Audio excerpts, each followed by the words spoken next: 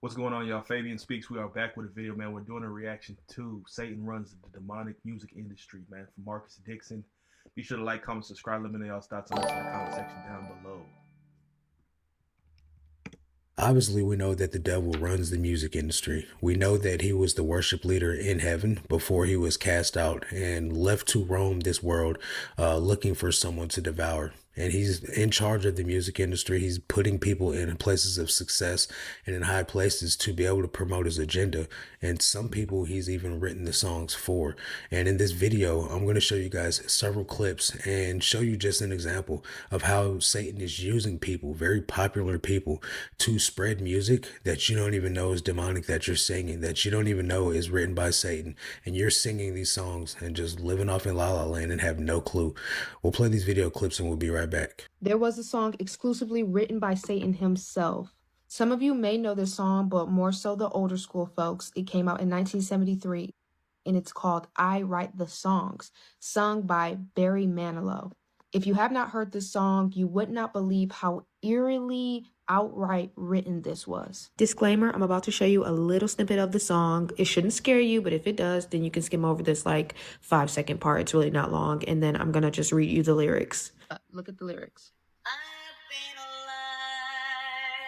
alive forever, and I wrote the very first song. Okay, let's break this down a little bit. I've been alive forever, and I wrote the very first song. Lucifer was the music. God created Lucifer to create music. Music was created even in him. It came out of him. It was, completely flourished by him. He was the start of music because of God. I put the words and the melodies together. I am music and I write the songs. And then we go into the chorus. I write the songs that make the whole world sing. I write the songs of love and special things. I write the songs that make the young girls cry. I write the songs. I write the songs. This is even very eerie to the sense of I am music, right? If you know anything about I am music, right? At a point in time, I wouldn't say Wayne coined it, but he popularized it by tattooing on his face I am music, and that he was the embodiment of music. That to be, I guess, to have such a natural and become one with music approach, you need to see yourself as the music. So he would always claim, I am music, I am music. And funny enough, an artist I was going to do another reaction to after this, Playboy Cardi released a album called I Am Music, Music, aka Music. Um, and there's been a lot of demonic ties to Playboy Cardi. So now just seeing that this is actually scriptural, uh, World sing. I am music and I write the songs. This is not actually scriptural. This is from the song I am music. I mean, excuse me, I write music. Manilow, Barry Manilow, I believe, on what they said. Uh, but that's just a very eerie take, right? I am music. You know, he has heavy ties to Satanists, and being that this is the verse in the song I write the songs, crazy work. I write the songs of love and special things. I write the songs that make the young girls cry. I write the songs. I write the songs. This is verse 2. My home lies deep within you, and I've got my own place in your soul. Now, when I look out through your eyes, I'm young again, even though I'm very old. He is spiritual. He's a spirit. He is not human. We are all spirits, but we have a human suit. Angels were not created with a human suit. This is how he clarifies. Though I am very old, I've been alive forever. And this is the very last line of the song, the outro. I am music and I write the songs. Can you say eerie? Can you say Lucifer? Hello, can you say Satan? Because that is what it is. That is who it is. And I do not understand how these artists will literally get songs strategically from Satan himself and will sing it for him. It's like Satan does not love you. He's not on your side. However, he And even have it's called I Am Music, Music. That's what they call that album. It's called Music, but then it's like I Am Music. That's just weird to me. That's not a coincidence. Obviously, Wayne coined the term initially, but there wasn't heavily there wasn't a huge emphasis on Lil Wayne being tied to the demonic, right? Obviously, we see the state of rap and hip hop, very evil music, very evil, very degrading. We can You can tell it's being used as a puppet, in today's climate to promote the violence and degenerate agenda. But that's just weird to me. Does promise these people fame and fortune, so they give up everything that they have to bow down to him, so that way they can receive the things that they desire in this. So I want to touch on that. Satan does run the music industry. Satan does give you success. If you promote his agenda, if you serve him, if you bow down before him, he will give you the success in the music industry. But trust and believe, you're not going to enjoy it. You're gonna have the money, you're gonna have the cars, the fame, all this stuff, but you're gonna be miserable. And that's why we see so many celebrities that get wealthy but live miserably and even knock themselves off. And I want to point also right here into the background. What do you see right there by her head? I am. And we know that I am is a name for God. And so he's here saying I am music. And yes, I know there's a word added on to that, but it's even like Im's the dog food. I am is in the name. Everything's demonic, guys. Like, what's safe these days, man? It's so crazy. But I want to play this clip for you. That's when I went to the crossroads and made a big deal. Like, one night, and then went back to Minneapolis, and I was like, hey, where's this guy been? He went to the crossroads. Why do you still do it? Why are you still out here? Well, it goes back to the destiny thing. I made a bargain with it, long time ago, and I'm holding up my end. What was your bargain? To get where I am now. Should I ask who you made the bargain with? with the chief commander. On this earth? And on this earth, and then in a world we can't see. Yeah, man, definitely some deals being made in the music industry. Now, I don't believe you can sell your soul, but you can pledge your allegiance to someone. And that person, and that someone being Satan, he can give you riches beyond your wildest imagination. So he brought up the crossroads, right?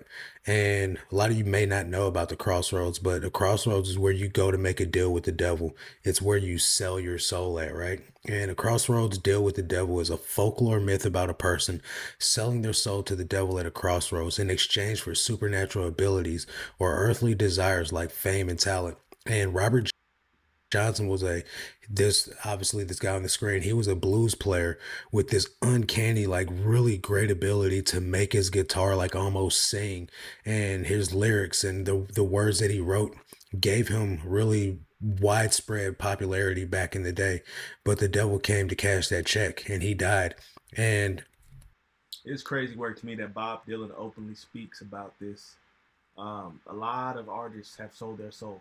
A lot of artists have made a pact with the devil for fame, fortune, temporary success. At what cost, your soul? Like, it's crazy to me that, some folks are so openly able to talk about these things. It's like there's the side of what they would call Hollywood, right? That's like very covert. You're not really getting too much insight. Then you have the very overt, to where it's like people openly speak about it. Yeah, I sold my soul, yada, yada, yada. And it's just normalcy to them. This is a whole nother video for a whole nother topic, but it just goes to show that this is where people are going to make these deals with the devil. And then the devil in turn gives them notoriety or gives them abilities or writes these songs for them.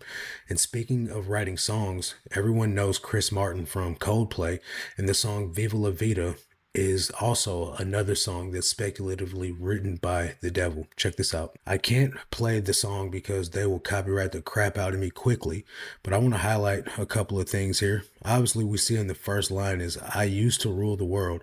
Now, Satan still does rule the world, but I also want to play this part, or read this part to you right here. I hear Jerusalem bells are ringing, Roman cavalry choirs are singing. Be my mirror, my sword and shield, my missionaries in a foreign field. For some reason I can't explain.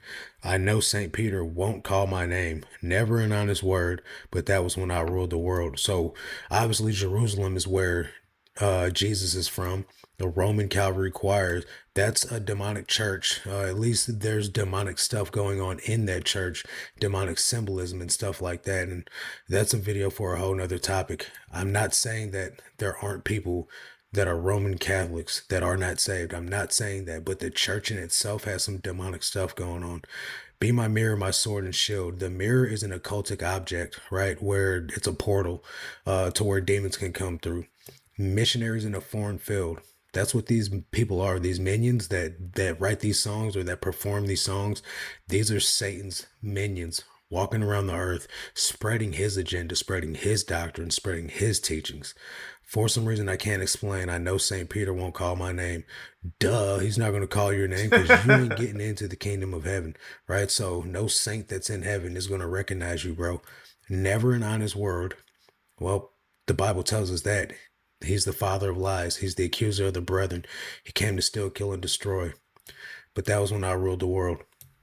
Now, I know you guys will say, oh man, you're reaching, bro. Like, this isn't true. Like Chris Martin, you know, he's a good guy. But I checked out this article right here. It says Chris Martin refused to sing songs about evil and the devil, but that was while he was in school as a teenager. Let me read you a clip of this article. The 48-year-old Coldplay frontman grew up with Christian values, having attended Exeter Cathedral School and later boarded at Sherborne School, a former monastery in Dorset. And so when he was asked to sing songs like Sympathy for the Devil by the Rolling Stones, he felt it wasn't appropriate. It says right here, I was in a band and they wanted to do some covers and I said, I don't think I can sing that because they were about evil or the That's that conviction, man. Once you got that Holy Spirit, I don't think that conviction ever leaves you, no matter how much you stray away, right? There's always that like inkling. But that's the problem with the world we live in today. Everybody's so dismissive, man. You're reaching. That's not what he meant by it. No, that's not evil. You're taking it too serious. And I mean, that's how you open the door to it, by not being discerning, by not being, very understanding of the detriment of some of these things. When you're so dismissive, then obviously you're one to just be on the wayside, and you just would coincide with anything the world throws at you, right? So some folks are just quickly to dismiss things because they can't fathom or even fully comprehend. But I think like there's a gravity to that a lot of people just they completely miss it. devil. Now I realize it was just a song. How like the devil is it to just say something, oh, it's just a song. There's no power in these songs. There's no power in these words. But when you sing a song, choruses are chants. Choruses, the refrain, how they repeat themselves, when you repeat it over and over, it becomes a chant. And when you're singing these songs and you think that they're just words, now you're coming into agreement with some stuff. And if you're speaking this over your life, now you're chanting demonic lyrics. But I want to read this further because it's talking about how he was a Christian. He grew up in a conservative evangelical church, and his religious teachings were very much part of my upbringing. But now he calls himself an all theist. How in the heck do you call yourself an all theist? And what even is that? So what he's saying right here is, my God for me is all things and all things and all. Okay. God is everywhere and everyone, and it's also the unknowable, the vast majesty behind everything. And it's just the point where you get to the place where you can't think any further. That's where I think God is. What in the heck mumbo jumbo weird stuff are you talking about, bro? Like, Jesus is the King of Kings, the Lord of Lords. He's the creator of all things. Everything that was created through Jesus, and without Jesus, nothing was created. So if Jesus is the God of all gods, the Lord of all lords, the King of all kings, everything else is demonic. If you're not for Jesus, you're against him. And if you're an all theist, an atheist, a Luciferian, all of that stuff is anti-Jesus. You're talking about more like some universe stuff, some new age stuff. This isn't Christ-like, right? And it's sad how people grow up in a Christian church, a Christian upbringing, and then they turn off into this Yahoo stuff when they get fame and notoriety and start working for the devil, and they start doing all this stuff. Now, you guys might say, Marcus, you're reaching as you usually do. But, guys, I'm just trying to open your eyes.